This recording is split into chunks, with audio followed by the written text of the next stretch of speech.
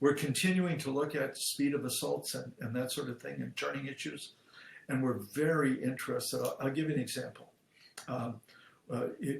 High-speed motion capture systems that they use with athletes, where they have multiple cameras and it synthesizes all the data in a computer program and then produces an avatar.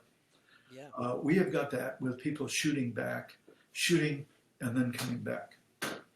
And what is amazing to us, and it goes to the direction that coroners should not take the body off the table. They need to talk about shot placement in an anatomically correct position. There was a shooting in Sacramento, for instance, a couple of years ago that turned out to be very influential in your state. And two attorneys, and I won't say who they are, were capturing CNN with their own coroner talking, days after the incident, talking about bullet strikes and moving the body this way and that. I'm sorry, that coroner did not understand human dynamics. Okay, so give me an example. Multiple high-speed camera systems analyzing data, thousands of a second, producing an avatar. 20% of our subjects who are pointing directly back and would be shooting back if they were running away from an officer. Their lower lumbar area from the chest to the hips is parallel to the lateral surface.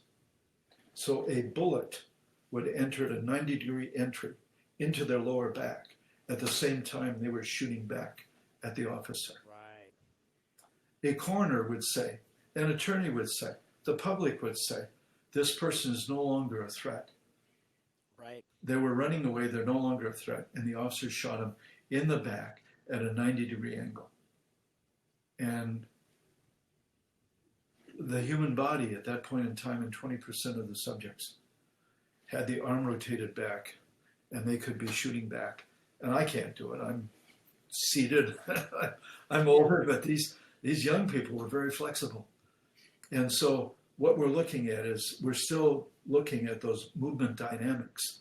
Because even as we look at bullet placement, I know this is one of the things you wanted to get to, bullet placement in a gunfight. We expect people to be able to see and read and respond immediately to what's happening. And I'll give you an example. In a sport like football, and let's go to even high school football, or you want to go professional, known athlete, known opponent, right? So well-known, usually even studied. Rules. Everybody operates by rules. Known environment. Referee. In the street, it's none of those. Unknown opponent, right? Likely never been in this area before. No rules for the opponent, rules for the officer, right? All sorts of, it's just as challenging. And in our professional sports, even at the highest level, the player cannot read and predict with 100% accuracy what the opponent's going to do. That's why fakes work all the time. You can't read and react quickly enough. So if an officer is going to fire one round and then fire another a quarter second later, we've got consistent head rotations. Whether we do it with video or whether we do it with accelerometers and gyroscopes, downloading data in an Excel spreadsheet at 7/1000ths of a second, we've got head rotations that average 18 to 23/100ths of a second on the average person who is shooting and turning.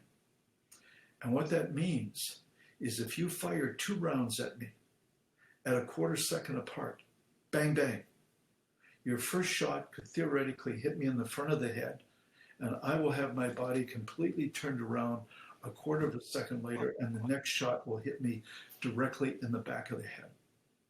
And until we understand these dynamics and really understand the implications of that, and we take that to a forensic analysis of the incident, there are many people that will make their judgments not understanding. The public will make it within seconds. Yeah. And we'll get prosecutors making it within hours. and they will not understand the human performance dynamics. Yeah, wow, so And powerful. this is serious. And we come along and we say, well, have you looked at the human performance dynamics? Time to see, recognize, change, stop doing what you're doing. I mean, why do they have an amber at every lighted intersection before red? Because nobody can stop anything immediately. But we Right. expect an officer to stop shooting immediately as soon as something changes. When officers focus on putting a round on target, not what's happening out here, but shooting accurately to save their life, we expect them to A, see what they're not focused on, B, react immediately, which we would never expect of a driver in an incident. And then what it means is that people make judgments about something based on law and policy or their own misconceptions about something. And then we'll come along and say, hey, have you thought about the human performance factors? Like NTSB, like TSA, like the AMA? Have you thought about maybe including those? So yeah, there's this whole profession is really, I wish we were better understood.